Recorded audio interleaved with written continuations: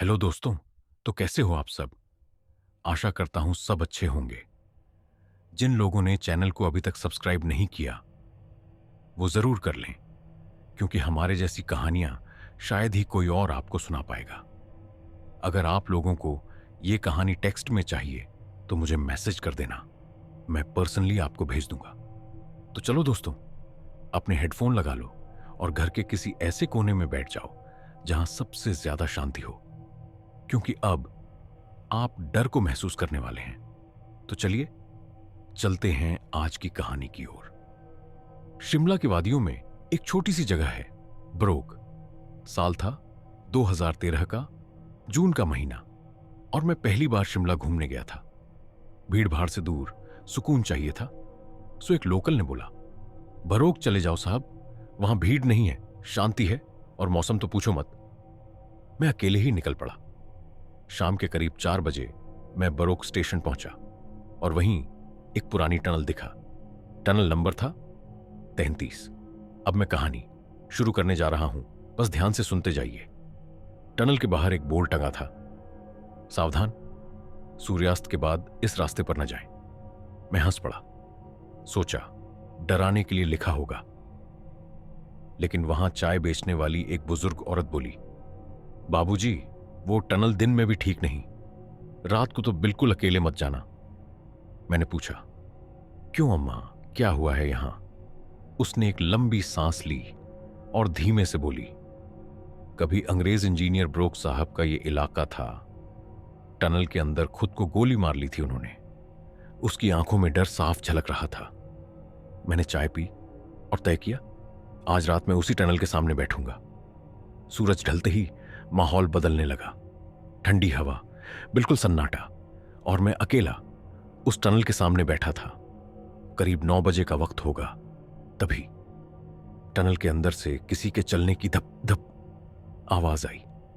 मैंने आवाज लगाई, कौन है? कोई जवाब नहीं। फिर एक आदमी की परछाई बाहर आई, लंबा कोट, हैट और हाथ में लालटेन। और फिर उसने मेरी तरफ देखा।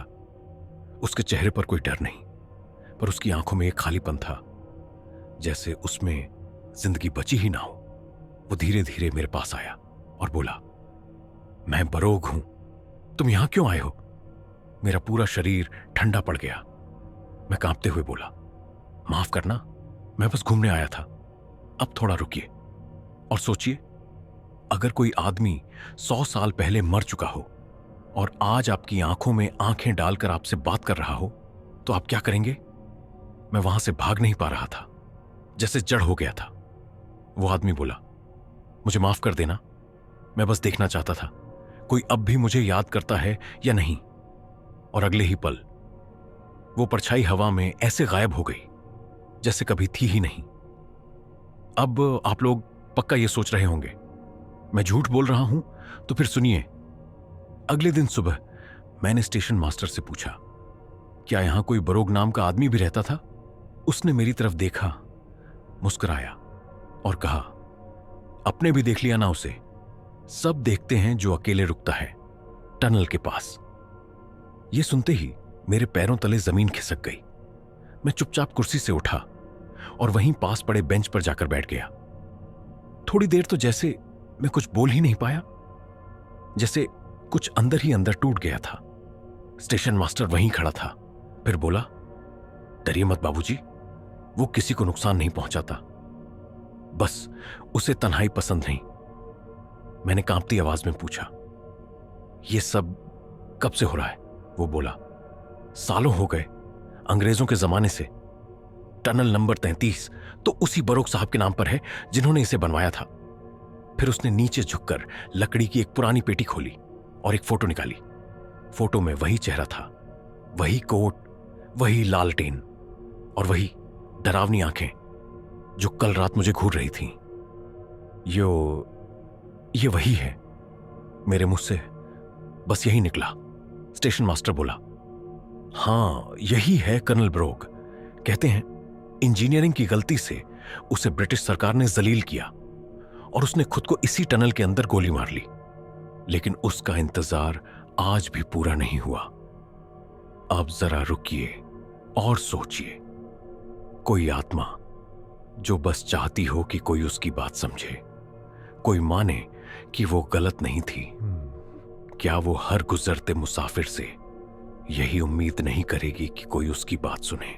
उस रात के बाद से मैं नॉर्मल नहीं रहा। कई बार सपने में वो आदमी दिखा।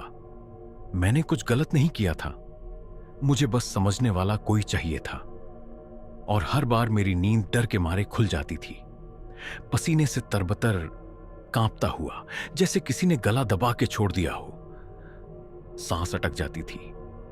कमरे में सब कुछ अजीब सा लगने लगता था, जैसे कोई दीवार के पीछे खड़ा हो, मुझे देख रहा हो। थोड़ी देर तो समझ ही नहीं आता था कि मैं जिंदा हूं या फिर टनल के उस पार पहुंच चुका हूं। दिन में सब ठीक लगता था, लेकिन जैसे ही अंधेरा होता, दिमाग फिर से वहीं चला जाता, उसी लालटेन वाले चेहरे के पास। कई बार तो ऐसा लगा कि वो आवाजें मेरे कमरे तक आ रही हैं, धीरे धीरे, कानों के पास, जैसे कोई कुछ कह रहा हो। क्यों नहीं सुनी तुमने मेरी बात? क्यों नहीं रुके थे उस रात? अब आप लोग सोचिए, अगर कोई आत्मा बार बार एक ही सवाल पूछे और जवाब न मिले, तो क्या वो कभी चैन से जीने देगी? एक रात बहुत हिम्मत करके मैंने फिर से वो फोटो देखी। वही पुराना चेहरा, वही नजरें, जैसे आज भी वो मुझसे कुछ कह रही हूं। और तब एक बात समझ आई, वो बस चाहता था कि कोई उसे सुने, कोई माने कि उसने जानबूझकर कुछ नहीं किया था। वो तो बस एक गलतफहमी का शिकार था। जब ये बात सच में समझ आई ना, तो दिल जैसे बहुत भारी लगने लगा था, जैसे किसी की चुपचाप चिल्लाती हुई आत्मा अंदर ही अंदर मेरी रूह को पकड़ के बैठ गई हो।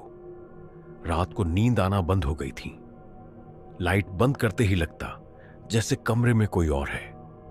कभी खिड़की पर किसी के खड़े होने का एहसास होता, तो कभी पंखे की आवाज में किसी के बोलने जैसी सरसराहट महसूस होती। एक रात बहुत हिम्मत करके मैंने फिर से बरोक स्टेशन की फाइलें पलटनी शुरू की। पुरानी रिपोर्ट्स, अखबार की कटिंग्स और सरकारी दस्तावेज, और उनमें जो एक नोट मिला, वो पढ़कर मेरी रूह कांप गई। टनल की खुदाई में हुई देरी का सारा इल्जाम कर्नल बरोक पर डाल दिया गया था, जबकि असली वजह ऊपर से आए गलत नक्शे थे।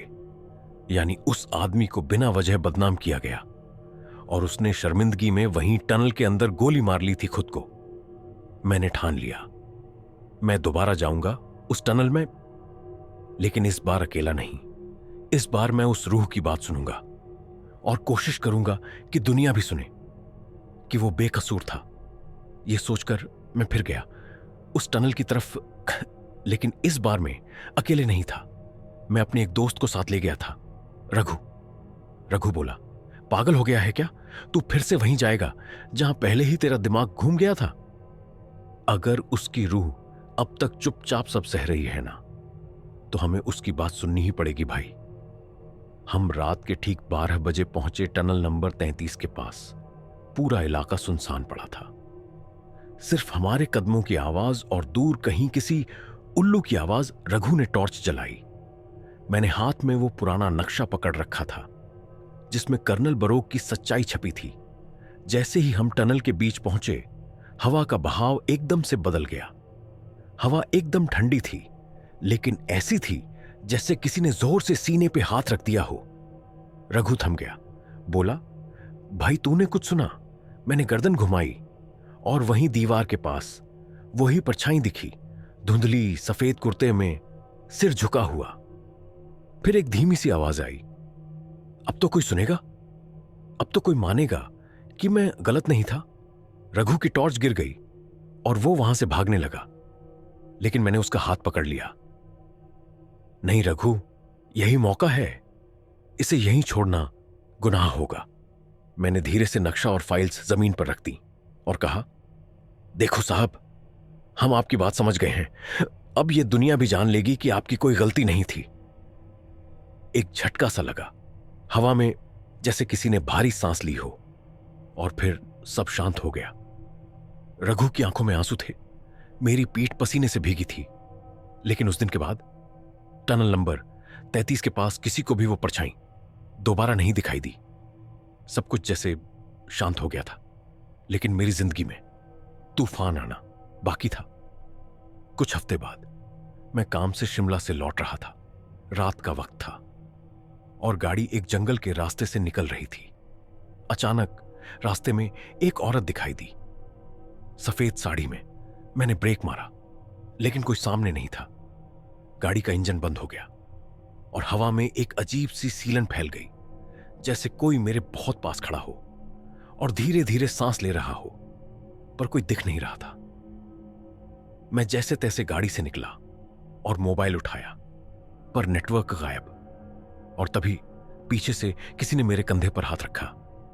मैंने पलट कर देखा, कोई नहीं था, पर कांपता हुआ दिल और तेज होती सांसें बता रही थीं कुछ था वहां। मैं समझ गया मैं फंस चुका हूं किसी आत्मा के चंगुल में। और उस वक्त मुझे सिर्फ एक ही नाम याद आया, जो रूह कभी चाहती थी कि कोई उसे सुने, और जिसने मुझे नुकसान नहीं बल्कि शांति दी थी। कर्नल ब्रोक, मैंने आंखें बंद करके कहा, अगर कहीं हो तो मेरी मदद करो। एकदम सन्नाटा। फिर कुछ ही सेकंड में हवा का रुख बदल गया और मेरे ठीक सामने एक रोशनी चमकी। वही धुंधली सी आकृति, सिर झुका हुआ, पर इस बार चेहरा साफ था। Colonel Brock. उसने कुछ नहीं कहा, बस एक इशारा किया और मेरी गाड़ी का इंजन अपने आप स्टार्ट हो गया। मैं तेजी से गाड़ी लेकर भागा वहां से, और जब मुड़कर देखा वो वहीं खड़ा था।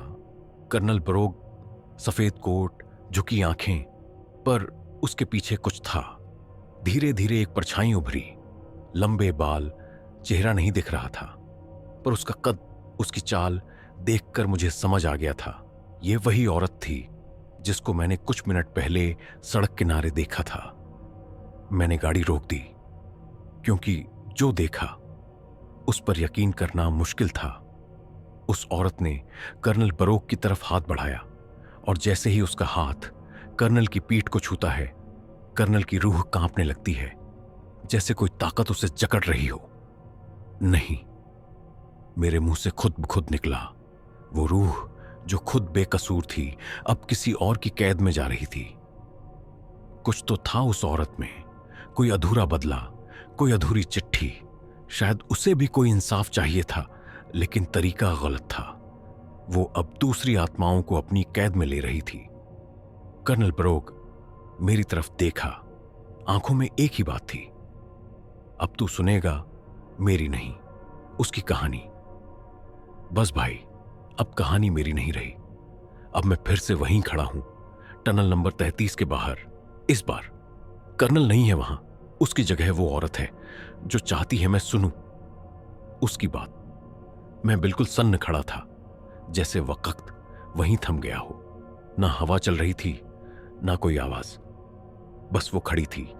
धीरे धीरे उसकी परछाई और गाढ़ी होने लगी। चेहरा अब भी नहीं दिख रहा था, लेकिन उसकी सांसों की आवाज सीधे मेरे कानों में गूंज रही थी। तू सुन सकेगा, एक धीमी पर भारी आवाज आई। मैं कांप गया।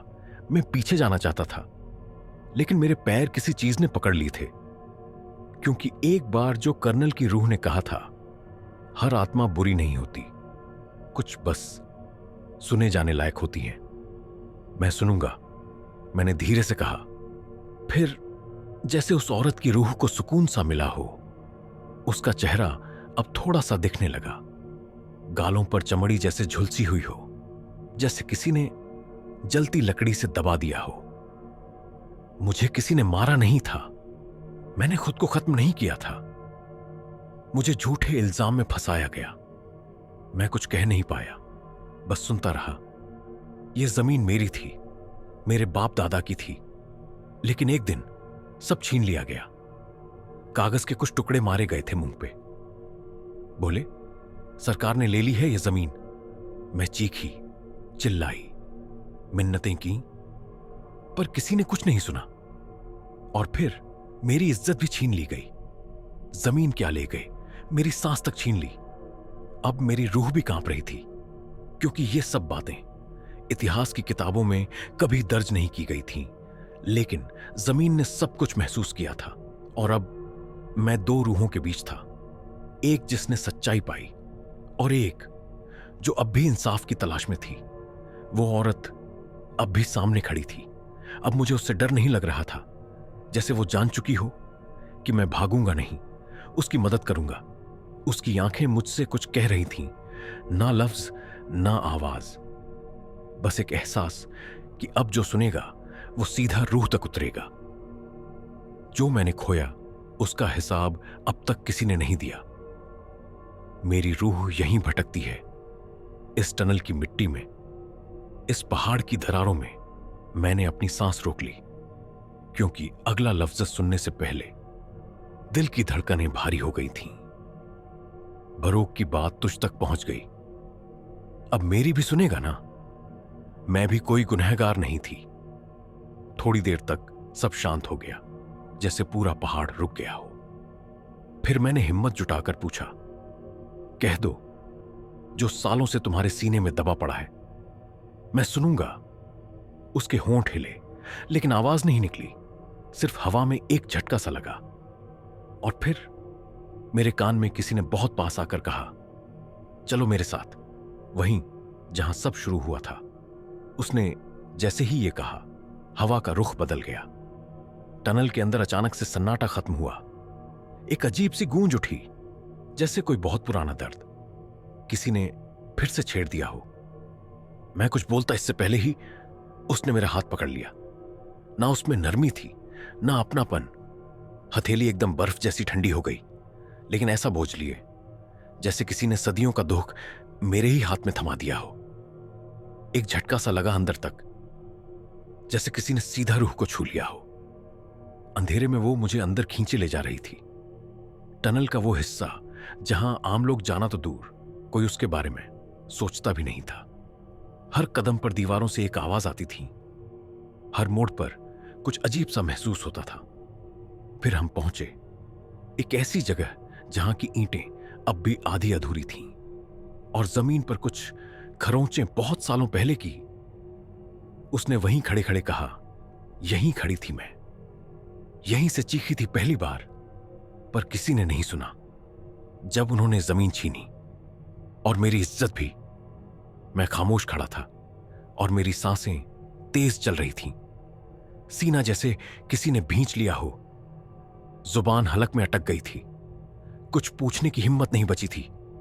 मेरे अंदर वो मुझे देख रही थी, लेकिन उसकी आंखें अब भी उसी वक्त में अटकी थीं जब उसकी जमीन छिनी गई थी, जब उसकी इज्जत कुचली गई थी, और जब वो अकेली छोड़ दी गई थी। किसी ने उसकी बात नहीं सुनी थी। मैं बद्दुआ नहीं देती, उसकी आवाज एकदम धीमी थी, पर कभी कभी सोचती हूं, काश कोई होता जो उस दिन मेरी एक बात सुन लेता। मैंने धीरे से कहा, अब मैं सुन रहा हूं, जो तेरे साथ हुआ वो तेरा कसूर नहीं था। कुछ पल तक वो चुप रही, फिर उसने मेरी ओर देखा, और उसकी आंखों से वो सब बहने लगा जो सालों से किसी ने सुना ही नहीं था। एक बार, सिर्फ एक बार किसी ने मुझे समझा होता ना, तो मैं यहां इस टनल में यूं भटकती नहीं। उसकी आवाज कांप रही थी, जैसे कोई घाव फिर से हरा हो गया हो। ना किसी से दुश्मनी थी मेरी, ना कोई गलत इरादा। बस अपनी जमीन को पकड़ के बैठी थी कि ये मेरी है, मुझे मत हटाओ। थोड़ी देर खामोशी छा गई। मैं कुछ बोल नहीं पा रहा था, सिर्फ उसकी आंखें देख रहा था, सूखी पर भरी हुई। सब कुछ छीन लिया गया, इज्जत, घर, नाम, और फिर एक रात मुझे भी मिट्टी में मिला दिया। मेरा गला सूख गया था। हवा भारी हो गई थी उस टनल के अंदर, जैसे कोई चुपचाप रो रहा हो। तेरी ही तरह एक और आया था, कर्नल बरो।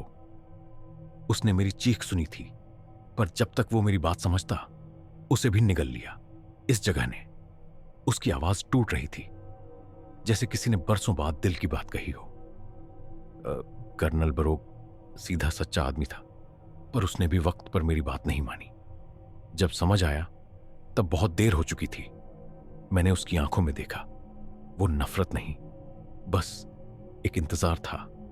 कि कोई उसकी बात पूरी सुने, समझे और माने। थोड़ी देर खामोशी थी, फिर उसने कहा, अब तू आया है, अब तू सुनेगा। मैं कुछ बोल पाता उससे पहले ही उसने मेरी कलाई कसकर पकड़ ली, बर्फ जैसा ठंडा हाथ। पर इस बार डर नहीं था उसमें, कुछ और था, जैसे किसी ने जिम्मेदारी थमा दी हो, एक अधूरी बात पूरी करवाने की। मेरी मौत की वजह कोई हादसा नहीं था, वो सब सोचा समझा खेल था। अब तू जानेगा कि मेरे साथ क्या हुआ था उस रात। उसकी आंखों में अचानक एक चमक सी आ गई। नफरत नहीं थी उनमें, बस एक बची हुई आस, जैसे बरसों से कोई बात भीतर घुटती रही हो। मैं चुपचाप उसके पीछे चल पड़ा। टनल का वो हिस्सा पूरा अंधेरे में डूबा था, दीवारें भीगी हुई थीं और अंदर से घुटन सी लग रही थी। ऐसा लग रहा था जैसे वहां की हवा भी सब कुछ जानती हो। यहीं से सब शुरू हुआ था। उसने दीवार की तरफ इशारा किया। उस रात जब सबने कहा मैं हटना नहीं चाहती थी जमीन से, लेकिन असल बात यह थी, एक अफसर ने, वो चुप हो गई। एक अफसर ने मुझसे कहा, अगर तू रात में अकेली आ जाए तो तेरी जमीन बच जाएगी। मैं गई थी, सोचा था शायद समझदारी से बात बनेगी, लेकिन वहां कोई बात नहीं हुई। बस मेरा शरीर मिट्टी में मिला दिया गया। मैं सुन्न खड़ा था। उसकी आवाज अब भी टनल में गूंज रही थी, जैसे हर ईंट पर उसकी चीख चिपकी हो। और किसी ने नहीं पूछा कि वो औरत कहां गई। बना दिया मुझे जिद्दी, पागल, अड़ियल, पर असलियत को जानना नहीं चाहता था। मैं कांप गया था। ये कहानी नहीं थी, ये उस जमीन की दरारों में दबी एक सच्चाई थी, जिसे किसी ने कभी खोद कर देखा ही नहीं। अब तू जानता है, उसने मेरी तरफ देखा। अब तू सुनाएगा मेरी बात दुनिया को। मैं खामोश था। मेरे गले में जैसे कांटे अटक गए थे। कुछ बोलना चाहा, आवाज ही नहीं निकली। उसने फिर कहा, मैं रुक गई थी टनल में, क्योंकि मेरी बात किसी ने नहीं मानी थी। कर्नल बरोग ने सुना था, तू भी सुन। मैंने धीरे से सिर हिला दिया। अब चल मेरे साथ, जहां मेरी सच्चाई दफन की गई थी। वो मुझे टनल के एक ऐसे हिस्से की ओर ले गई जहां इंसान का जाना तो दूर, कोई आवाज तक नहीं आती थी। यहीं, इसी जगह मुझे मार दिया गया था। मैंने देखा जमीन पर एक पुराना दाग था, सूखा हुआ, जैसे खून का हो। यहीं मेरी चीख दबी थी। उसकी आंखें एकदम लाल हो गई थीं। आवाज कांपने लगी थी। मैं कोई भूत नहीं थी, मैं एक लड़की थी जो इंसाफ चाहती थी। पर सबने कहा, हटाओ इसे, पागल है। अब तू बताएगा सबको, कहानी नहीं, मेरी सच्चाई। उसकी आंखों से आंसू नहीं निकले, पर जो निकला वो था सुकून, जैसे बरसों से जो भारी पत्थर सीने पर रखा था अब वो उठ गया हो। मैंने वहीं टनल के उस कोने में, जहां उसकी चीखें कभी दफन की गई थीं, एक बोर्ड लगवाया जिस पर लिखा गया उसका नाम, उसकी कहानी और वो सच्चाई जिसे किसी ने कभी सुनना ही नहीं चाहा था। लोग पढ़ने लगे, सोचने लगे कि यहां जो रूहें भटकती थीं वो कभी डराना चाहती ही नहीं थीं, वो तो बस सुनाना चाहती थीं। फिर एक रात मैं वहीं बैठा था, उसी बोर्ड के पास।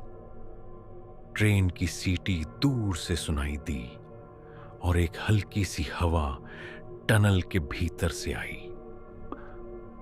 अब तूने सुना हमें, अब हमारी रिहाई का वक्त आ गया है। मैंने मुड़कर देखा, कर्नल बरोग वहीं खड़े थे। उनकी आंखें नम थीं, पर मुस्कुराहट साफ थी।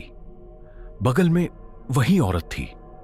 अब वो परछाई नहीं थी, अब वो रूह नहीं, एक मां जैसी थी। तूने हमें इंसाफ दिलाया, अब कोई नहीं भटकेगा। तेरे लिए दुआ है बेटा। जहां रहेगा रोशनी ही रोशनी रहेगी। अगले ही पल हवा एकदम थम गई। टनल में फिर कभी किसी को ना वो औरत दिखी, ना कर्नल बरोग की परछाई। बस उस बोर्ड पर हर दिन फूल चढ़ते हैं और लोग वहां रुककर 1 मिनट की खामोशी में उन दोनों की कहानी सुनते हैं। तो दोस्तों, आज की कहानी से मैं अलविदा लेता हूं। अगर आपको यह कहानी अच्छी लगी हो तो लाइक करना मत भूलना। और अगर आप भी ऐसी डरावनी कहानियां सुनना पसंद करते हो तो हमारे साथ जुड़ जाओ, क्योंकि कहानी तो सब सुना सकते हैं, लेकिन जो डर आपको चाहिए वो सिर्फ यहीं हमारे चैनल पर ही मिलेगा। अगर आप लोग भी अपनी कहानी मेरी आवाज में सुनना चाहते हैं तो मुझे मैसेज जरूर करना। मैं अपना टेलीग्राम ग्रुप नीचे डिस्क्रिप्शन में दे रहा हूं, आप वहां अपनी कहानी भेज सकते हैं। तो तब तक के लिए आप सभी अपना ख्याल रखना। हम जल्दी ही एक और डरावनी कहानी लेकर लौटेंगे।